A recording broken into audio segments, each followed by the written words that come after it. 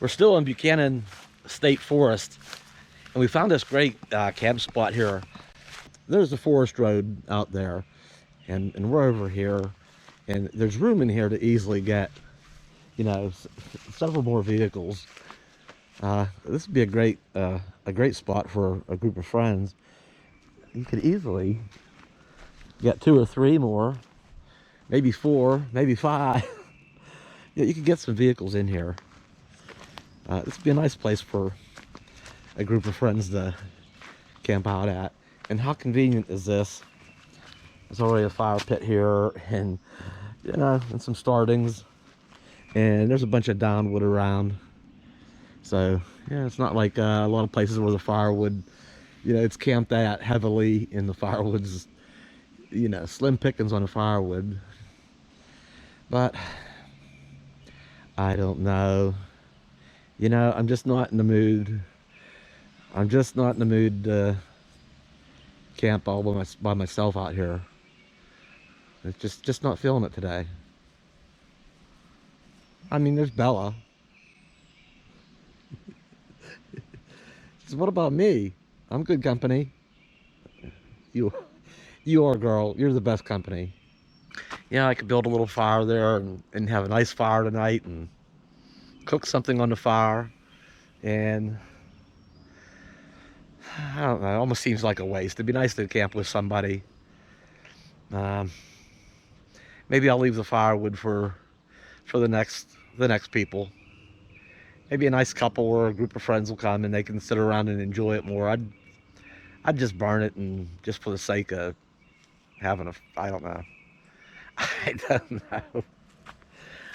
Free for 7 days. You got to call.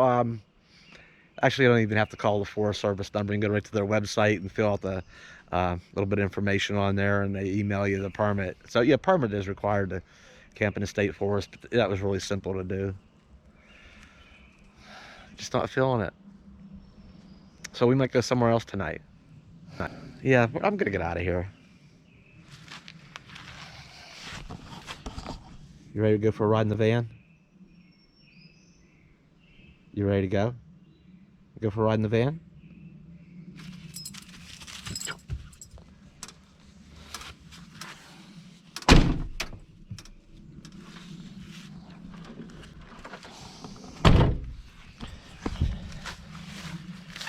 We have been here for, I don't know, 3 or 4 hours. I got some, you know, I was able to spend some time in the van and really get things a little bit better, put together a lot better. So that's good. I ended up coming down here into Bedford, Pennsylvania, and went to the Dragon restaurant and got some Chinese food. I haven't had Chinese in a long time. That's what's for dinner. And there it is. And there she is. Bella. Her nose is twitching. I got the non-spicy type, so she might get a little piece of pork or beef. This is a C1. This is Happy Family. Pork, beef, shrimp, and vegetables. And came with rice. And I got 2 pork egg rolls. I like egg rolls. And I really like the Chinese hot mustard. Yummy, yummy, yum. And 2 fortune cookies. So, I don't know why 2. Well, it's enough food for 2. It really is. See, could have been dinner for 2. I'm going to have dinner. We're going to stay down here in town tonight. And we'll be back in the morning. We are headed to a campground today. I think it's up in the mountains. I don't know if there's going to be cell service there or not. But we're sitting here, I think this is Breezewood. No, we're not in Breezewood. I forget what it is. But look over here, there's an old classic diner. That is a classic diner there. It appears to be closed.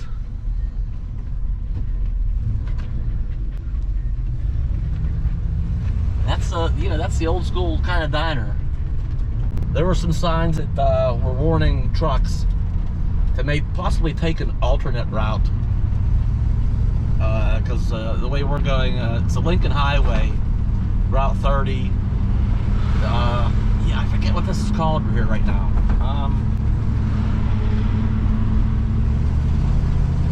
We're gonna take Route 30 up over the mountain, and then somewhere, I think on one of the ridges, take the ridge road. I don't know yet. See, we just came out of that intersection. Immediately it starts up this mountain. But this is the sort of thing where I'm really glad I'm not in the bounder. It's hard to travel in the Appalachians in a Class A unless you really stick to the interstate highways. As soon as you get on any secondary roads, it can be really, really hard on the brakes. And I think the hill, when we go down the other side, I don't know if it's this hill or the next one, there's actually 2 runaway truck ramps.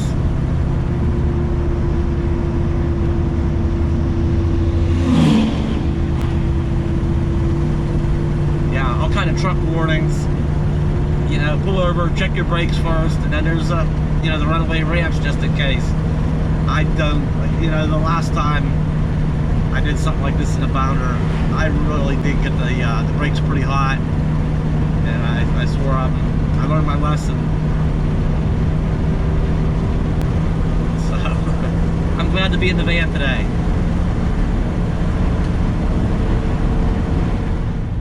Oops, we gotta take a little detour here.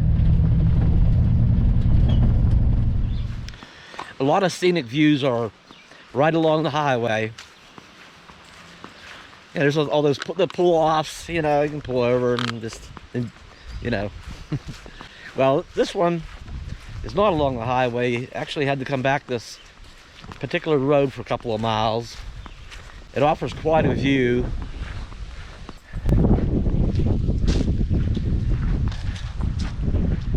Now, I don't know.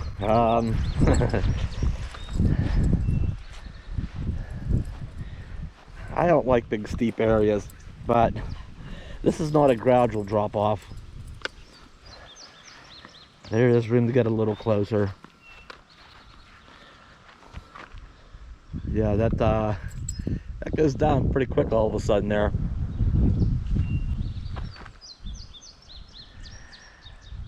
I don't know how far we can see. I should get the camcorder. Sometimes is helpful. You know, cameras don't give a good perspective on depth or distance. Sometimes zooming in on something and back out helps with that.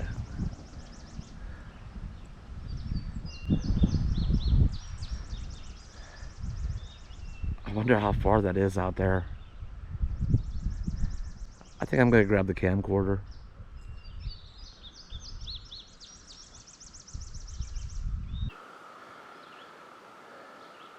Okay, I think what's difficult to see, yeah, what you can't see in the non-zooming camera is that second ridge out there. And let's see here, let's zoom in here a bit. Okay, there's the first ridge there. It's the second, yeah, that's the second mountain ridge out there further. That's about all the zoom we got there. So, these are the kind of things you typically don't see. Let's go down this way a little bit.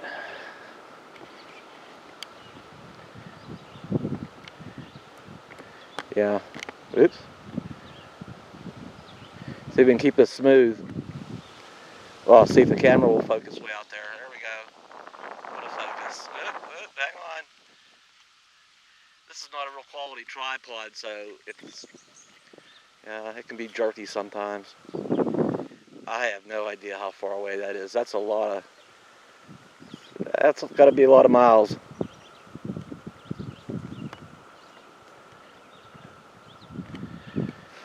And I think if we go way up this way,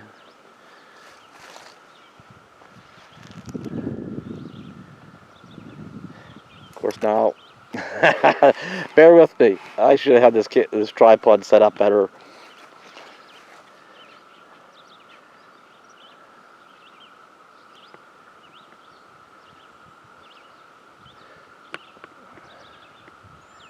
Yeah, I think I got it set pretty good now. It's working. Let's see if it'll focus on theirs way out there.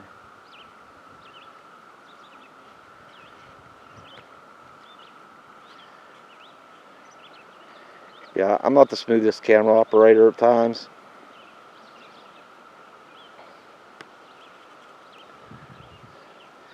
It really just looks like a bunch of country farmland out here. I don't see any major towns or cities in the distance.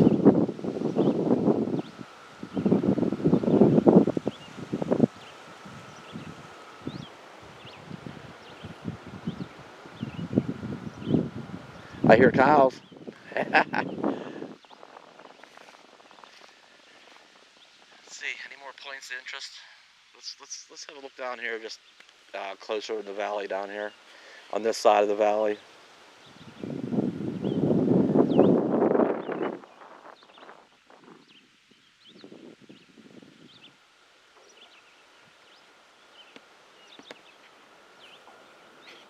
That's a pretty big farmhouse.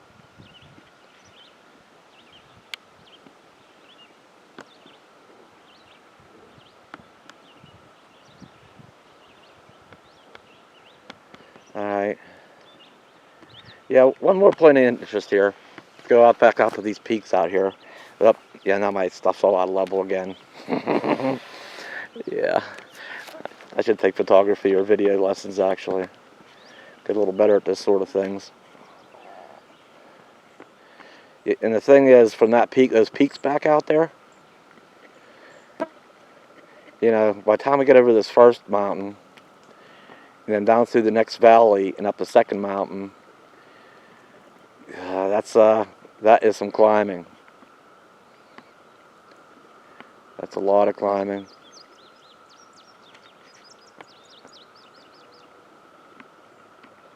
Descending and climbing. That's why this hill we're going out the road here, I think it's a 9% grade for 3.5 miles. So, with dangerous curves and truck runaway ramps. Alright, enough of this one. And I think by the time we get down off of this mountain, off of this next hill, mountain, where is it? Where's that road at? Somewhere out there. Where is it? There it goes. I think we're going out that way.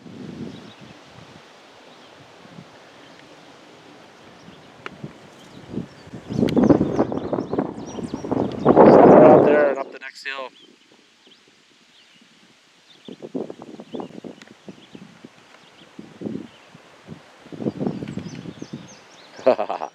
Alright.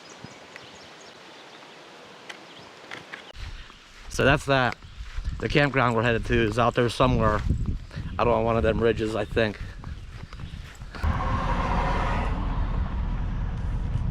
Sign over there says the Sidling Hill Summit, Blue Ridge Mountain, elevation 2195.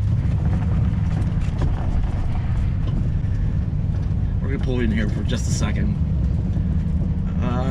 Continue on US 30 East for 16 miles.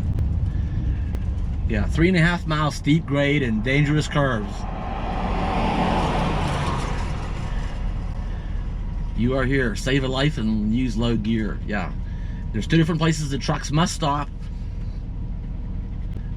And 2 runaway ramps.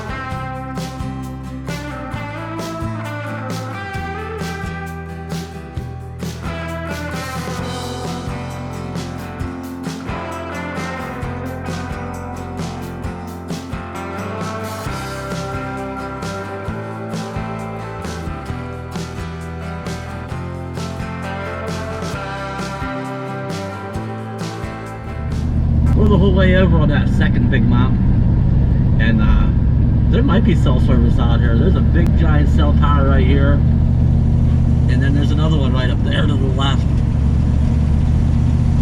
So we're way out in the boonies, and there's two nice sized cell towers, but we do have to go out here a little ways yet. So I don't know, but that's a good sign. Yeah, we got to the peak, and we got up to the peak of that mountain, that second big mountain, and it said, yeah, turn left here. This road is on top of the mountain. It's we'll see. Wow, we've driven a long ways back this road, and we've actually come down into a valley, and we are so far from them cell towers that I know we probably don't have service, but I thought the place will be, yeah, who's gonna bring RVs, and I just thought it wouldn't be a very busy place. But the camping loop A, I can see from up the road, was just packed and bustling with campers. I mean, it is a holiday weekend. And Camp Loop B, I don't know yet. I didn't even look at the reservation system. It did say, you know, it did make mention that, you know, some sites are first come, first served. That you can't reserve them. And then there's always cancellations, and sometimes you get lucky. So I don't know. And that's the case. I hope you get lucky. In 1,000 feet, your destination will be on the right.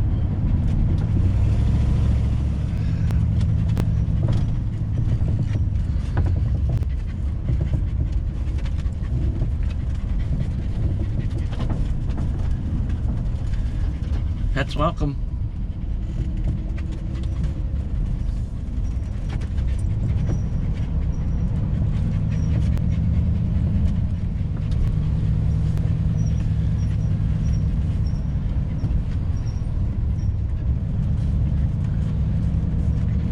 I don't know that we're going to have any luck.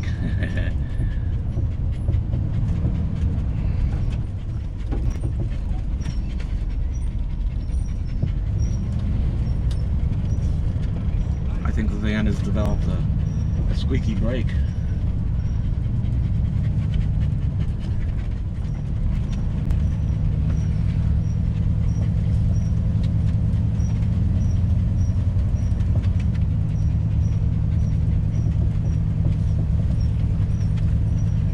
Wow.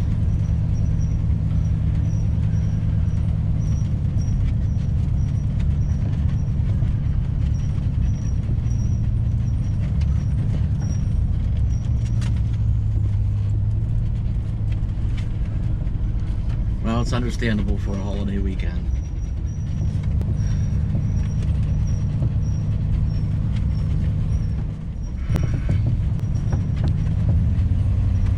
Well, maybe we'll get lucky at Loop, Camping Loop A.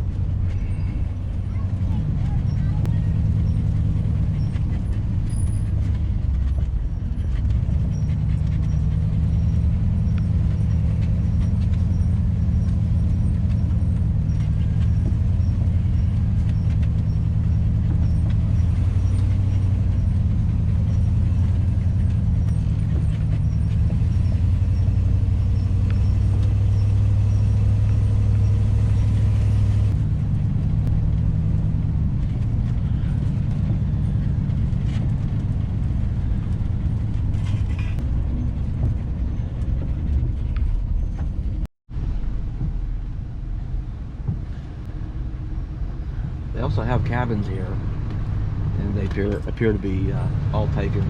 But one, I did see one that didn't look like it had anybody at it.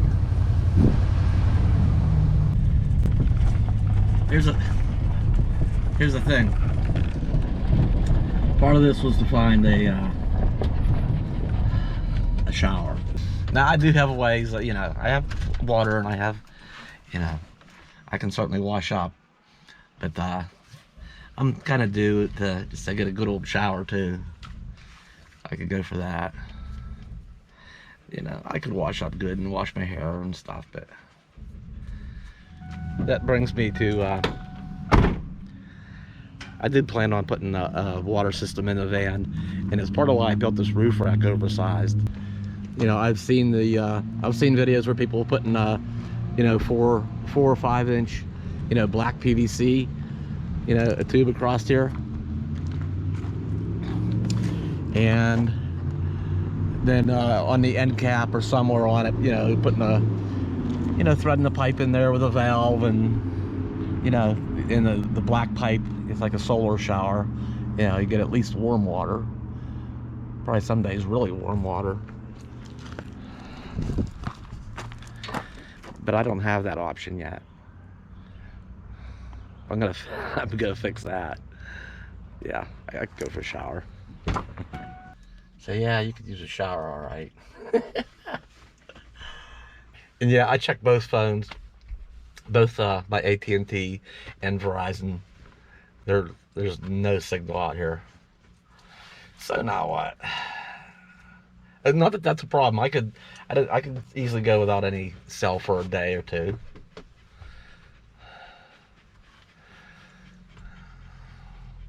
But I'll need it after that for work. But I could do it right now for a little bit. But no, there's nothing out here, and that'd be okay. I'd camp and shower, be happy.